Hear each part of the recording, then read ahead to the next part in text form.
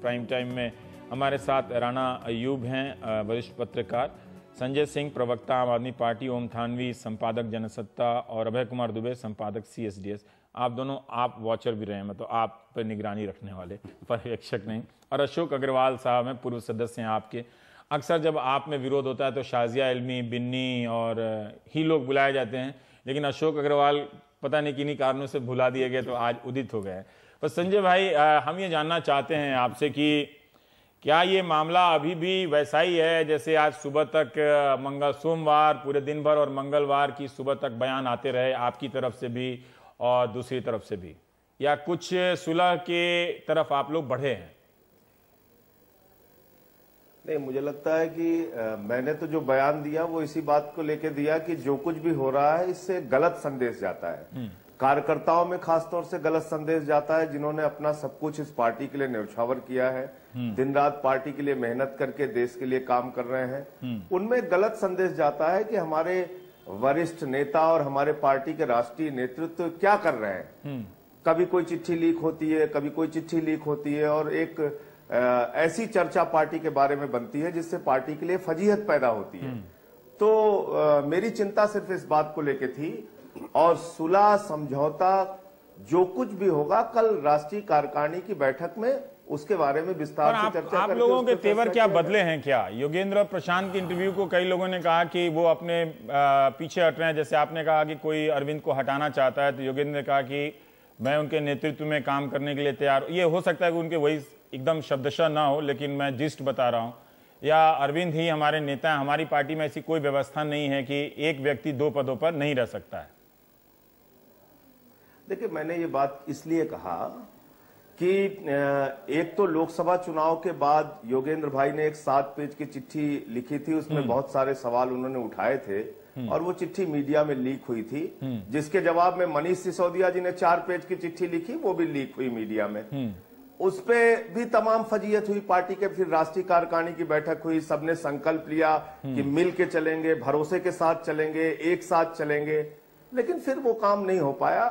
चुनाव के दौरान ही आपने देखा होगा तमाम नकारात्मक बयान वो जो बातें लीक तरफ से भी आए, उसमें क्या था, मैंने ऐसा क्या था, मतलब उसमें ऐसा क्या था कि लीक नहीं होना चाहिए? और वैसी बातें आप खुद ही नहीं कह रहे थे पब्लिक में। आप जब पब्लिक मीटिंग में स्वराज की बात करें, आंतरिक लोकतंत्र की बात करें, वही सारी तो बातें थी, उसमें कोई व्यक्तिगत आरोप तो नहीं। बहुत अच्छी बात है ना? थे नहीं, बिल्कुल सही बात है, लेकिन स्वराज कौन तय करेगा? वो जो भी है, लेकिन उस चिट्ठी में ऐसी क्या बात थी सैद्धांतिक बातों के अलावा? मैं नहीं जानता कि व्यक्तिगत तौर पे उन चिट्ठियों के अलावा आप लोगों के बीच में क्या बातें हो रही थी। वो मैं ये मानता हूं, अपने दर्शकों को कहता हूं ये ध्यान में रखें कि वो एक अलग हकीकत हो सकती है। वहां पे बार बार ये कहना, हाँ, बार बार ये कहना कि ये व्यक्ति केंद्रित पार्टी बन जा रही है, वन मैन पार्टी बन जा रही है, ये कौन तय करेगा रवीश भाई? तो क्या एक व्यक्ति या 2-4 व्यक्ति हम में से कोई तय करेगा कि नहीं ये व्यक्ति केंद्रित पार्टी हो जा रही है? आप तो तय कर रहे हैं ना, पार्टी के कार्यकर्ताओं की भावना, पार्टी के कार्यकर्ताओं का भी भावनाओं का हम ख्याल रखेंगे। नहीं, अगर पार्टी के कार्यकर्ता क्या ऐसा मानते हैं कि व्यक्ति केंद्रित पार्टी है क्या? तो ये कैसे पता चलेगा? आपके कह देने से या कार्यकर्ताओं की कोई पोलिंग होगी? कैसे तो पता चलेगा? अगर ये बात अगर आप कह रहे हैं तो कोई और भी कह सकता है। संजय भाई, करने जा रहा था जिसमें आपने रोक दिया, मैं वही बात पूरी करने जा रहा था कि राष्ट्रीय कार्यकारिणी की बैठक 26 तारीख को हुई, ठीक है, और उस बैठक में सर्वसम्मति से फैसला लिया गया कि अरविंद केजरीवाल पार्टी के राष्ट्रीय संयोजक के रूप में काम करते रहेंगे। उसमें तरह तरह के विचार आए। कुछ लोगों ने कहा उन्होंने मुख्यमंत्री के तौर पे अपने पास कोई विभाग नहीं रखा है, इसलिए वो आराम से काम कर सकते हैं, कोई दिक्कत नहीं है, इस प्रकार के विचार आए। ठीक है। उससे पहले एडमिरल साहब की चिट्ठी मेल गई थी सबको, तो योगेंद्र भाई और प्रशांत जी दोनों लोगों ने कहा इस पे भी चर्चा हो, लेकिन साथियों ने उस पे, क्योंकि मेल सबको मिल चुका था तो ज्यादातर लोगों ने उस चिट्ठी को पढ़ लिया था। प्रशांत जी ने अपनी चिट्ठी की फोटोकॉपी सारे लोगों को दी, वो प्रशांत जी की भी चिट्ठी पढ़ी गई थी। उसके बाद सर्वसम्मति से तय हुआ कि अरविंद केजरीवाल राष्ट्रीय संयोजक के रूप में काम करते रहेंगे। फिर 1 मार्च को शांति भूषण जी का बयान इलाहाबाद से छपता है, उत्तर प्रदेश के सारे अखबारों में। संजय जी, वो बयान तो आज बदल गया है, वो तो आज बदल गया। हिमांशु से उन्होंने कहा कि अरविंद के नेतृत्व में ये दोनों स्वीकार करें, है ना, कि अरविंद केजरीवाल को हटाया जाए और योगेंद्र भाई को संयोजक बनाया जाए। तो इसका मतलब राष्ट्रीय कार्यकारिणी यही बात देखिए, हम अकेले तय करेंगे कि लोकतंत्र क्या है, ये तो अच्छी बात नहीं। संजय जी, यही बात योगेंद्र ने तो नहीं कही, प्रशांत की चिट्ठी मैंने पढ़ी थी, उसने लिखा कि अरविंद ग्रेट लीडर हैं, ठीक है, पर रामदास तो खुल के लिख रहे हैं कि को कन्वीनर होना चाहिए आपकी पार्टी में। इनका क्या रोल है रामदास साहब का? उन पर तो आप लोगों ने कुछ नहीं बोला, वो तो लेख लिख रहे हैं, वो राय दे रहे हैं कि हाँ ये जो सवाल उठा है योगेंद्र और प्रशांत ने वो सही है पार्टी के, और उनकी भी चिट्ठी लीक हो गई है। ये वो लोकपाल है पार्टी के, वो बहुत ही जिम्मेदार पद पे हैं, जिम्मेदारी पे हैं, उनके बारे में टिप्पणी करना मेरे लिए बहुत मतलब वो तो योगेंद्र प्रशांत की बातों का समर्थन उनके बारे में हम कोई टिप्पणी नहीं कर सकते। उनकी बातों पे मैं कोई टिप्पणी नहीं कर सकता हूं। उन्होंने जो भी सवाल उठाए थे, जितने भी सवाल उठाए थे, उस पर खूब चर्चा राष्ट्रीय कार्यकारिणी में होनी चाहिए, पार्टी के अंदर होनी चाहिए, इससे कतई इनकार नहीं है। प्रशांत जी ने भी जो सवाल उठाया उस पर भी चर्चा हो, लेकिन रोज रोज अगर इस तरह से बाहर जाके मीडिया में पार्टी की फजीहत बनेगी और चिट्ठियां लीक होंगी तो इससे गलत मैसेज जाता है। चिट्ठी तो सबकी लीक हो गई है, रामदास से लेकर दिलीप पांडे की चिट्ठी और इन लोगों की चिट्ठी सबकी लीक हो गई है। मैंने सारे चिट्ठियों का नाम लिया, मनीष की भी चिट्ठी का नाम लिया, हाँ सबकी लीक हो गई है। तो आपकी पार्टी में एक लीक पाल बना लीजिए, एक लीक पाल बहुत अच्छा कमेंट किया। ऐसे तमाम कमेंट होंगे रवीश भाई, जो कमेंट आप कर रहे हैं, हाँ। ऐसे हम लोग हंसी के पात्र बनेंगे। थोड़ा हंसा भी कीजिए। गांधी आज ही किसी ने ट्वीट किया था कि अगर ह्यूमर ना हो, गांधी जी का कोट है तो मैं सुसाइड कर लूं। तो राजनीति में थोड़ा थोड़ा संजय भाई हंसा भी कीजिए। हंसना अच्छा है, कोई आप पे हंसे, राणा में बात है जी। मैं ये कह रहा हूं, हंसी के पात्र बनते जा रहे हैं सारे लोग। हाँ। इस चीज को अब रोकना पड़ेगा, कहीं ना कहीं तो स्टॉपेज लगाना पड़ेगा ना। इस तरह से अगर बिल्कुल अनुशासन की सारी मर्यादाओं को हम लोग लांघते जाएंगे, हमारी तरफ से कार्यकर्ताओं के बीच में बड़ी निराशा होती है। इस कार्यक्रम में योगेंद्र यादव या प्रशांत यादव का कोई पक्ष नहीं है, लेकिन राणा मैं आपसे जानना चाहता हूं, जो संजय कह रहे हैं, क्या अब आपको लग रहा है कि इस पार्टी में का लोकतंत्र जो है वो कम से कम बाहर तो आया? इस तरह से देखने को मिल गया कि कितने ये लोग अभी भी लोकतांत्रिक हैं कि खुलेआम लड़ सकते हैं ये लोग। जी, और एक बात और सामने आ गई है कि शायद आम आदमी पार्टी से जो लोगों की उम्मीद थी कि ये कांग्रेस और बीजेपी और बाकी अन्य नेशनल पार्टियों से अलग है, जहां कोई हाईकमांड कल्चर नहीं है, लग रहा है कि यहां पर भी वो हाईकमांड कल्चर से ये पार्टी जो है अलग नहीं है किसी तरीके से। मैं पिछले 2 साल से, जब से मैं अरविंद केजरीवाल को ऑब्जर्व कर रही, पर्सनल बात मैं यहाँ कहना चाहूंगी कि हर इंसान जो आम आदमी पार्टी से निकला है, भले वो अपॉर्चुनिस्टिक रीजन से निकला हो या किसी और रीजन से निकला हो, हर एक इंसान ने एक ऑटोक्रेसी की बात कही है, एक वन मैन शो की बात कही है। एक इंसान कहता है, 2 इंसान कहता है, लेकिन कई लोगों ने कही है। आज की अगर जो घटना आप देखें, उसमें जिसमें प्रशांत भूषण जैसे आपने खत के बारे में बताया, या योगेंद्र यादव के बारे में जो कुछ कहा जा रहा है, अगर हम उसको ध्यान से देखें तो प्रशांत भूषण ने ऐसी कोई बात नहीं की है जिससे इतना ज्यादा आम आदमी पार्टी में लोगों को आहत होने की जरूरत थी। दूसरी चीज जो बहुत एक खराब प्रेसिडेंट आपने सेट किया, एक ऐसी पॉलिटिकल पार्टी जिसने freedom of speech, freedom of media की बात की है, वो अगर किसी जर्नलिस्ट को स्टिंग करते हैं, वो अपने ही एक पॉलिटिकल लीडर को मिसट्रस्ट करके उसी की बातों को रिकॉर्ड करते हैं, तो एक आम आदमी पार्टी में एक बहुत गंदा संदेश भेजा है कि हम पर्सनल सेटल स्कोर करने के लिए हम किसी भी हद तक जा सकते हैं। संजय और जी, इस पे ऐसा कुछ कहना क्यों चाहेंगे नहीं है आप? इस पार्टी में कि संजय जी नहीं, उनकी बात पूरी हो जाने दीजिए। नहीं, वो पूरी हो गई, उनकी बात पूरी हो गई, स्टिंग नहीं करना चाहिए था। हाँ, मैं ये कह रहा हूं कि प्रशांत भूषण जी हो, चाहे योगेंद्र यादव जी हो, चाहे अरविंद केजरीवाल जी हो, या पार्टी का कोई भी नेता हो, राष्ट्रीय कार्यकारिणी का सदस्य हो, उसके मन में अगर कोई भी सवाल है या किसी भी प्रकार का मतभेद है, उसकी चर्चा करने का सबसे अच्छा फोरम क्या है? पार्टी के अंदर है। और अगर बिल्कुल पार्टी आपकी बात को दरकिनार करती है, तब अगर आप इस तरह का तरीका अपनाते हैं तो वो अच्छा माना जाएगा। नहीं, लेकिन जो राणा ने कहा संजय भाई, स्टिंग करने का, पत्रकार का अपने नेता पर अविश्वास करने का, योगेंद्र यादव ने ऐसी कौन से पार्टी, तो इन्होंने कहा कि इस चिट्ठी में कोई ऐसी गंभीर बात नहीं, बहुत सारी चीजें, फंडिंग को लेकर सवाल है, अरविंद केजरीवाल को लेकर सवाल है, पार्टी के तौर तरीकों के ऊपर सवाल है, कैंडिडेट सिलेक्शन के ऊपर सवाल है। अब इस पे टीवी मीडिया में बैठ के मुझे आप अगर टाइम दीजिए तो मैं एक एक चीज का जवाब दे सकता हूं कि कहां कैसे प्रोसीजर को फॉलो किया हम लोगों ने। लेकिन अब वो तो चर्चा हो नहीं सकती, एक चिट्ठी चलेगी और उसमें एक तरफा आरोप चलेगा कि ये भी गलत किया, ये भी गलत किया, ये भी गलत किया। बाकी आरोप की बात नहीं कर रहा हूं, मैं नहीं कह रहा कि आपके आरोप गलत हैं, ये जो तरीका अपनाया गया उस पर आप कुछ पूछ रही थी राणा, फिर बाकी मैं आप। हाँ संजय जी, आपकी आज पार्टी के प्रवक्ताओं ने ट्विटर पे आके पर्सनल एलिगेशंस लगाए हैं प्रशांत भूषण पे, और ऐसे कई लीडर्स के बारे में आपके जो ऑफिशियल स्पोक्स पर्सन है वो भी ऑफ रिकॉर्ड कॉन्वर्सेशंस कर रहे हैं। ऐसा पहली बार तो नहीं हुआ है राजनीति में जहां पॉलिटिशियंस या पत्रकार से ऑफ रिकॉर्ड कॉन्वर्सेशन नहीं करते हैं। आई मीन अगर ऐसा होने लगे तो जर्नलिज्म खत्म हो जाए। और आप भी जानते होंगे, और आपकी पार्टी में तो दिग्गज इन्वेस्टिगेटिव जर्नलिस्ट हैं, आशीष खैतान हैं, आपकी पार्टी में आशुतोष हैं जो दिग्गज जर्नलिस्ट रहे हैं, एडिटर रहे हैं। वो खुद जानते हैं कि जर्नलिज्म कितना, हम कहते हैं जर्नलिज्म सोर्सेस के बारे में एक बहुत ही पुरानी लाइन है कि जर्नलिज्म सोर्सेस आर सैक्रोसैंक्ट, और आपकी पार्टी से ज्यादा इस चीज को कौन समझेगा? तो आपको क्या जरूरत थी एक लीडर पे स्टिंग करने की? और ये स्टिंग अगस्त में हुआ है, आप अब आज इस बात को निकाल रहे हैं स्टिंग को, तो मतलब ये बात इससे पहले क्यों नहीं आई? दूसरी चीज क्या, ये यूज एंड थ्रो की पॉलिसी को आप इस्तेमाल नहीं कर रहे हैं? संजय जी अब आप बोल लीजिए, फिर बाकी मेहमानों के लिए भी जगह इस्तेमाल किया। ठीक है, यूज एंड थ्रो की पॉलिसी जब तक आपको उनकी जरूरत थी आपने इस्तेमाल कर लिया। जी ठीक, मेरा ये कहना है कि पहली बात तो किसी नेता की स्टिंग नहीं की गई है।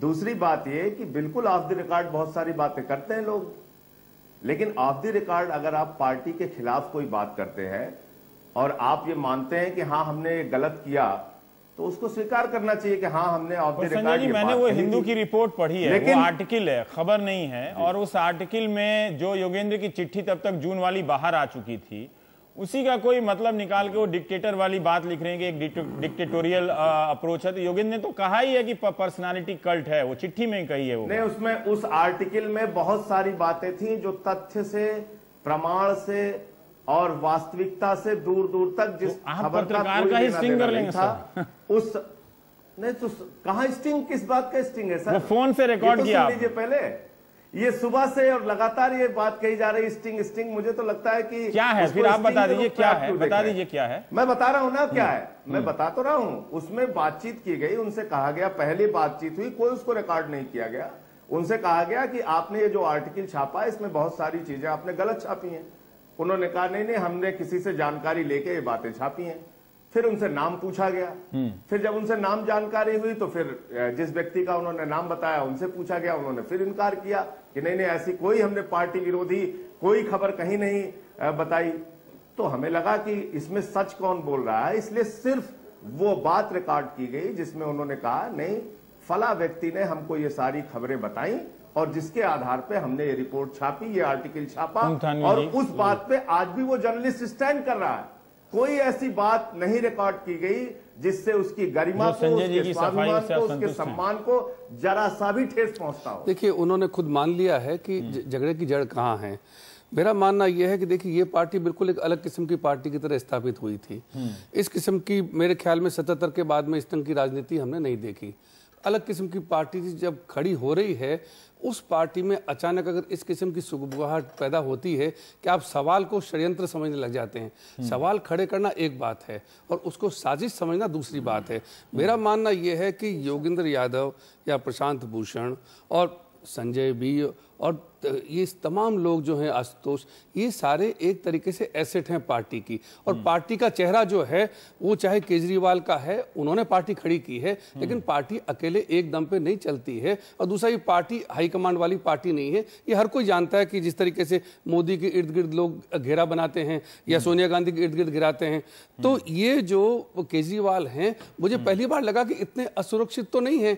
लोग उनको बेवजह उनकी तरफ गिर गए हैं कि इनको हटाने की साजिश हो रही है। मेरा मानना यह है, ये सारा जो प्रसंग है इसलिए अजीब लगता है कि योगेंद्र यादव ने जिस ढंग से बात की 4 पत्रकारों के बीच में और एक पत्रकार ने लेख लिखा।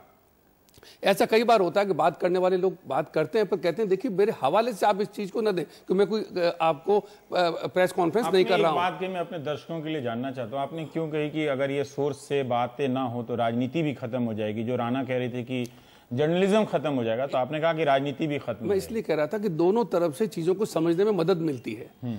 ये कोई षड्यंत्र नहीं होता है। पत्रकार राजनेता के पास बैठता है, कई बार मतलब हम लोग बात करते हैं, भारतीय जनता पार्टी का आदमी आकर के कई बार कहता है कि मोदी जी ने ये जो किया है जम्मू में, ये थोड़ा उस वक्त उनको कहना चाहिए, पर हमारे हवाले से मत कहिएगा। ठीक है, हम समझते हैं, उसको भी अपनी जान प्यारी है, वो पार्टी में रहना चाहता है, लेकिन अपनी बात कहता है।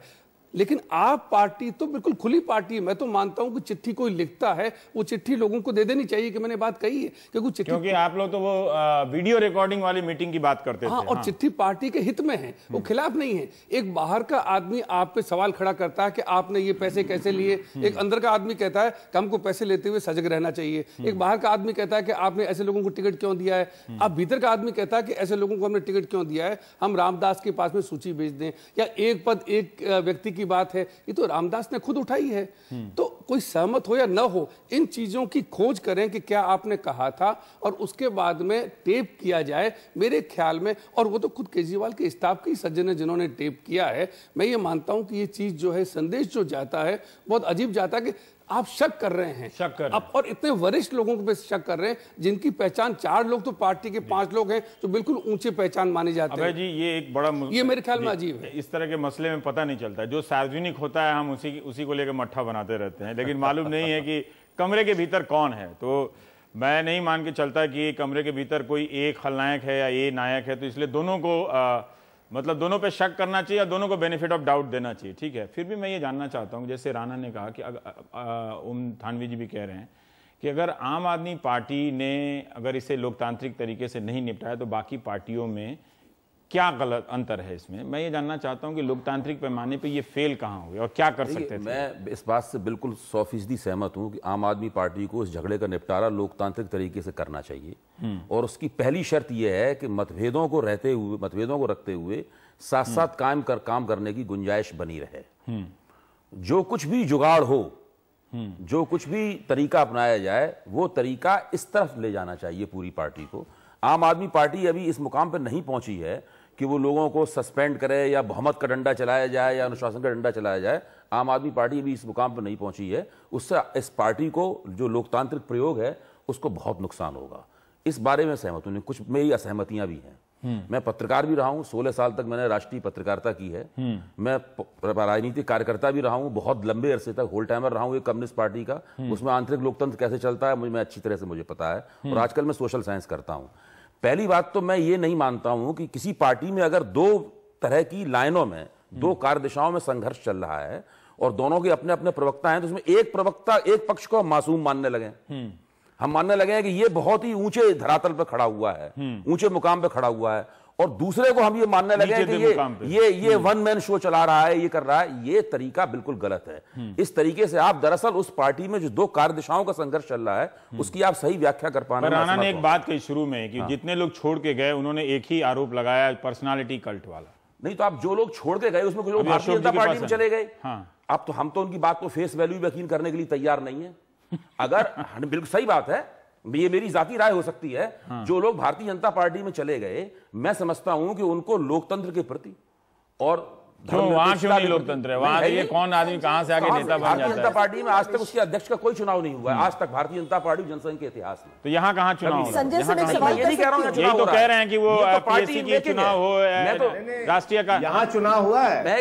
रमेश जी यहाँ चुनाव हुआ है। मैं एक दूसरी बात कह रहा हूँ, मैं एक दूसरी बात कह रहा हूँ। मैं कह रहा हूँ कि आम आदमी पार्टी तो अभी पार्टी बनी ही नहीं है, वो पार्टी मेकिंग है, पार्टी बनने की प्रक्रिया में है। ये एक खास तरह का राजनीतिक इतिहास है। आपको लगता है ये पार्टी बनाई वो चुनाव जीत गई है? बड़ा क्या है? सवाल बड़ा है या चिट्ठी का लीक होना बड़ा है इस पूरे प्रकरण? देखिए, चिट्ठी का लीक होना, स्टिंग ऑपरेशन होना, आजकल मीडिया का साइज बहुत बढ़ चुका है।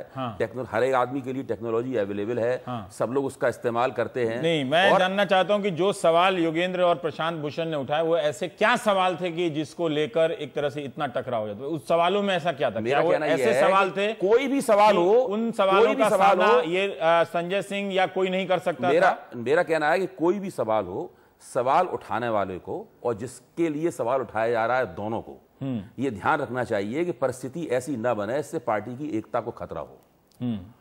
योगेंद्र और प्रशांत भूषण को भी ये ध्यान रखना चाहिए और अरविंद केजरीवाल की तरफ के लोगों को भी ये ध्यान रखना चाहिए। एक नई पार्टी है, अगर उसकी पार्टी की एकता को खतरा पैदा होता है तो ये अनुचित बात है। अगर सवाल इस तरह उठाया जा रहा है कि उससे अनुशासन की कार्रवाई होने का अंदेशा हो, तो सवाल उठाने वाले को सोचना चाहिए कि हमने सवाल जिस तरीके से उठाया वो तरीका ठीक नहीं था। और एक संजय जी ने जो कहा वो अच्छा कहा कि इससे पार्टी का मजाक बनता है, मजाक नहीं बनना चाहिए।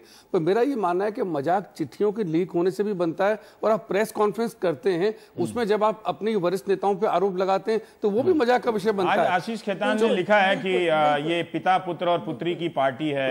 आज आशुतोष कह रहे हैं कि इस पे मैं संजय जी की राय लूंगा, पर आप मुस्कुरा रहे हैं। आपने भी कोई चिट्ठी लिखी थी जिस पर हम चर्चा करने से रह गए? नहीं, मैंने लिखी थी उस वक्त जो, और मुझे लगता है कि मैं उससे स्टैंड करता हूं, लेकिन मैंने ये भी डिसाइड किया था कि मैं कभी भी आम आदमी पार्टी के खिलाफ कभी नहीं बोलूंगा, और मैं बोला भी नहीं। आज पहली बार मैं आम आदमी पार्टी के डिस्कशन में चैनल पे आया हूँ। अच्छा, ये आपका स्टैंड था। मुझे लगा कि हम लोग आपको भूल गए। वो भी जब हमारी आपकी ये बात हो गई कि भाई हम अपना एक पीपल्स बीजेपी में रहते हुए भी इसीलिए आम आदमी पार्टी की बहस में आती है कि वो एक्स जानकार हैं आम आदमी पार्टी। लेकिन मैं तो कोई पार्टी ज्वाइन भी नहीं करी है। तो मेरा समझ ये है, देखिए मैं समझता हूँ, एक बात तो ये कि जो संजय भाई कह रहे हैं ना, बिल्कुल ठीक कह रहे हैं कि ये जो चीजें हो रही हैं, इनफाइटिंग हो रही है ना, इससे एक बहुत गलत मैसेज जा रहा है समाज के अंदर। आज मैं देख रहा था एक जगह कि जब आम आदमी पार्टी की ये इनफाइटिंग टेलीकास्ट हो रही थी, तो वहाँ पे जो 40-50 लोग बैठे थे, किस तरीके से वो क्यूरियसली उसको देख रहे थे टेलीविजन को। तो एक तरीके से कहीं ना कहीं भ्रम। आपको क्या लगता है कि अंदर सचमुच वैसा मैकेनिज्म, वो जो योगेंद्र और प्रशांत के जो सवाल हैं, ठीक है, अगर आप सीधा आलोचना नहीं, अपने वचन से प्रतिबद्ध हैं, ये अच्छी बात है, होना भी चाहिए। ऐसे राजनीति में ऐसे भी लोग होने चाहिए, एक बार कह दिया तो नहीं करेंगे, लेकिन फिर भी उन बातों में दम है कि नहीं? नहीं, देखिए अभी अगर योगेंद्र भाई की हम बात करें, मैं उनकी बहुत रिस्पेक्ट करता हूँ। उस पार्टी में आने से पहले भी उनके साथ मेरा संपर्क था।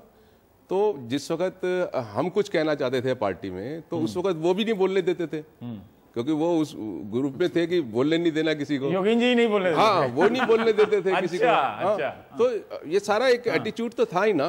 अब वो खुद फंस गए, तो अब उसका वो फिर एलिगेशन लगा रहे हैं वही। तो ये अजीब सी, मतलब लगता है कि ये क्यों ऐसा होता है। तो अब जहां तक प्रशांत भूषण जी की बात है, वो हमेशा रूल रेगुलेशन बनाते रहते हैं। वो ज्यादा कंट्रोवर्सी में मैंने देखा नहीं उनको कहीं भी इन्वॉल्व होते हुए। अब जो हमारे एडमायरल साहब हैं रामदास जी, वो तो मुझे लगता है कि अपने ये जो प्रशांत भूषण और शांति भूषण जी के ही व्यक्ति हैं, वही उन्होंने इंट्रोड्यूस किया है। तो शायद वो इस टाइम मुझे लग रहा है ऐसा कि क्योंकि वो लॉयल्टी अपनी दिखाने की कोशिश कर रहे हैं। रामदास ने, इनके पास लोकपाल के इतने मामले, उन पे कोई फैसला नहीं दिया। और इन सब लोगों ने कभी भी उस वक्त ये रेज नहीं किया जब मैंने छोड़ा। तो क्या कभी किसी ने ये रेज किया कि भाई ये इंटरनल डेमोक्रेसी क्यों नहीं है? मुझे उल्टा योगेंद्र, जब मैंने जिस दिन केजरीवाल साहब ने रिजाइन दिया, उस दिन मेरा एक लेख छपा, एक वो मेरी न्यूज छपी थी हिंदुस्तान टाइम्स में कि भाई इनको रिजाइन नहीं करना चाहिए। शाम को योगेंद्र जी मुझको फोन करके बोलते हैं नहीं ऐसी खबरें नहीं देनी चाहिए। ये इसका मतलब आपकी बात से कि बहुत दिनों तक योगेंद्र और अरविंद में अच्छी बनती होगी, है ना? बहुत वो चलती थी उनकी। वो हमेशा से नहीं है। योगेंद्र जो इसका मतलब ये भी है कि दोनों उन फैसलों में जो जिसको आप काली रात के फैसले कह रहे हैं। लेकिन अभी एक बात ये है जो सिचुएशन, देखिए अभी खतरनाक हो गई। अभी जो केजरीवाल और अगर योगेंद्र में बात नहीं हो पाती है, मेरे ख्याल में आज जो केजरीवाल जब बोले हैं, अगर वो कल या परसों में इस बात को, तो मेरे ख्याल में उन्होंने क्या बोला? कई लोगों ने इस पर सवाल किया है कि अगर वो कह रहे हैं कि मैं दुखी हूं लेकिन ये सारी चीजें हो रही हैं, तो पार्टी के प्रमुख तो वही है ना। 2 दिन कुछ नहीं बोले और बाकी लोग बोलते रहे, उससे मेरे ख्याल में बात बिगड़ी है। एक फोन उठाकर अगर सीधे बात करते योगेंद्र यादव से, या योगेंद्र यादव उनसे बात कर लेते, मेरे ख्याल में इतना बड़ा झगड़ा नहीं था। बात अगर आप नहीं बोलते हैं, इससे लोगों को देखने का एक मौका मिला ना कि जो नई पार्टी है, लोकतांत्रिक क्या सिस्टम है।